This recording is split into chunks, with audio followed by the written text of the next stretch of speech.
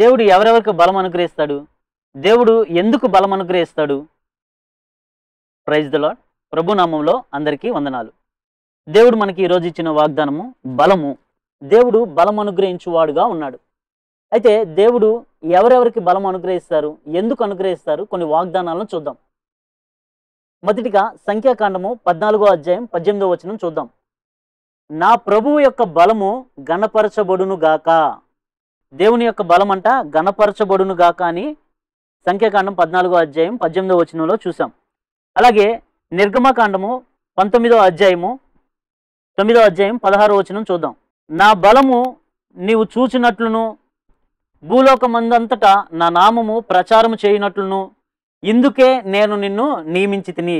దేవుడు తన బిడ్డలను ఎందుకు నియమించుకున్నాడు అంటే దేవుని యొక్క బలమును భూలోకమందంతటా తన నామమును ప్రచారం చేయనట్లుగా దేవుడు తన బిడ్డలను నియమించుకున్నారు.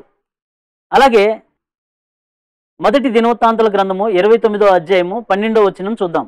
నీవు సమస్తమును ఏలువాడువు, బలమును పరాక్రమును నీ దానములు హెచ్చించువాడువు నీవే, అందరికీ బలమిచ్చువాడువు నీవే. దేవుడంట సమస్తమును ఏలువాడు, బలము పరాక్రము ఆయన దానములంట. ఎవరిని హెచ్చించాలన్నా ఎవరికి బలం ఇవ్వాలన్నా దేవుడే ఇవ్వాలి. అలాగే 2వ దినవృత్తాంతాల గ్రంథము 16వ అధ్యాయము 9వ వచనం చూద్దాం. దేవుడు ఎవరికి బలం అనుగ్రహిస్తాడు, ఎందుకు బలం అనుగ్రహిస్తాడు? తన ఎడల యథార్థ హృదయము గలవారికి బలమిచ్చుటకై బలపరుచుటకై యెహోవా కనుదృష్టి లోకమందంతటా సంచారము చేయుచున్నది. బలపరుచుట కంటే బలమిచ్చుటకే, పడిపోయిన వారిని లేవనెత్తుటకు, బలమిచ్చుటకు, బలపరుచుటకు దేవుని కనుదృష్టి ఎవరి కొరకు ఎదురు చూస్తుంది? తన ఎడల యథార్థ హృదయము గలవారికి బలపరుచుటకే యెహోవా కనుదృష్టి లోకమందంతటా సంచారం చేయుచున్నదంట. కీర్తనల గ్రంథము 84వ అధ్యాయము 5వ వచనం 7వ వచనం చూద్దాం. నీ వలన బలమునందు మనుషులు ధన్యులు. ఎవరు ధన్యులు భూమి మీద? యెహోవా వలన బలమునందు మనుషులు ధన్యులు. వారు ఎలా ఉంటారంట?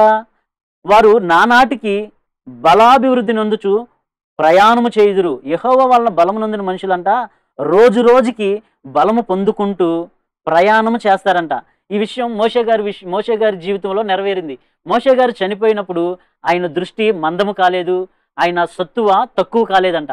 అంటే ఆయన ఎంత దృఢంగా ఉన్నాడంటే ఆయన చనిపోయేటప్పుడు ఆయనకి చూపు మందం లేదు, స్పష్టంగా చూడగలుగుతున్నాడు. ఆయన సత్తు తక్కువ కాలేదంట, ఆయన బలం తక్కువ కాలేదంట. దేవుని యొక్క బలము ప్రజలకిస్తే అలా ఉంటారు. మోషే గారి లాగా మనము మన కుటుంబంలో మన బిడ్డలందరూ దేవుని వలన బలం పొందుకున్న వారుగా ఉందుదుము గాక. ఆమేన్. అలాగే కీర్తనల గ్రంథము 18వ అధ్యాయము 1వ వచనం చూద్దాం. యెహోవా నా బలమా, నేను నిన్నే ప్రేమించుచున్నాను. దేవుని బలమును ప్రేమించిన వారికి ఏదియు అడ్డురాదు. ఎంత సైన్యమైనా వారు ఆ సైన్యమును జయించగలరు. ఇది దావీదు గారి విషయంలో నెరవేరింది. దావీదు గారిని బట్టి మనం దీన్ని తెలుసుకోవచ్చు. అలాగే కీర్తనల గ్రంథము 68వ అధ్యాయం 35వ వచనం చూద్దాం. ఇశ్రాయేలు దేవుడే తన ప్రజలకు బల పరాక్రములను అనుగ్రహించుచున్నాడు. దేవుడే తన ప్రజలకు బల పరాక్రమములను అనుగ్రహించుచున్నాడు. నువ్వు ఏది చేయాలన్నా, ఏది పోరాడాలన్నా, ఏది జయించాలన్నా దేవుడే నీకు బలం అనుగ్రహించాలి. అలాగే కీర్తనల గ్రంథము 29వ అధ్యాయం 4వ వచనం చూస్తే యెహోవా స్వరము బలమైనది, యెహోవా స్వరము ప్రభావము గలది. యెహోవా మాటే బలమైనదంట. దేవుని మాటలే బలమైనవి. దేవుని మాటలు మనం వినుచుండగా బలం పొందుకునేవారిగా ఉంటామని దేవుడు చెప్తున్నాడు.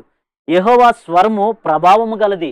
దేవుని స్వరము, దేవుని మాటలు వినుచుండగా మనము బలము పొందుకుంటాము, ప్రభావమును పొందుకుంటాము. ఇది 12 సంవత్సరాల రక్తస్రావ గల స్త్రీ విషయంలో తన జీవితంలో మనం చూసాము. అలాగే కీర్తనల గ్రంథము 59వ అధ్యాయం 16వ వచనం చూద్దాం. నీ బలమును గూర్చి నేను కీర్తించెదను, ఉదయమున నీ కృపను గూర్చి ఉత్సాహగానము చేసేదను. ప్రతి క్రైస్తవుడు, ప్రతి మానవుడు ఎలా ఉండాలి అంటే దేవుని బలమును కీర్తన చేయాలి, ఉదయమునే ఆయన కృపను గూర్చి ఉత్సాహగానము చేయాలని దేవుడు చెప్తున్నారు. అయితే యెషయా గ్రంథము 40వ అధ్యాయము 29వ వచనం చూద్దాం. సొమ్మసిల్లిన వారికి బలమిచ్చువాడు ఆయనే, శక్తిహీనులకు బలాభివృద్ధి కలుగుజేయవాడు ఆయనే.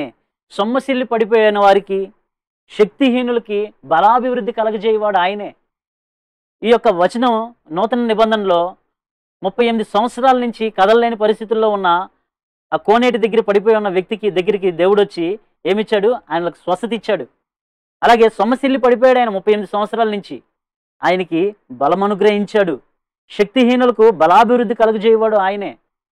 కాబట్టి దేవుడు బలం అనుగ్రహించేవాడుగా ఉన్నాడు. దేవుని యొక్క బలము నీవు నేను మన కుటుంబంలో ఉన్న ప్రతి ఒక్కరూ దేవుని యొక్క బలము అనుగ్రహించినట్లుగా దేవుడు మనకు కృప దయచేయునుగాక. దేవునికే సమస్త మహిమ ఘనత ప్రభావములు చెందునుగాక. ఆమెన్. Praise the Lord. ప్రభు నామములో అందరికీ వందనాలు. దేవుడి మాటలను, ఈ వాగ్దానాలను మన పట్ల నెరవేర్చునుగాక. ఆమెన్. Praise the lord. దేవుడి నామములో అందరికీ ప్రత్యేకమైన వందనాలు.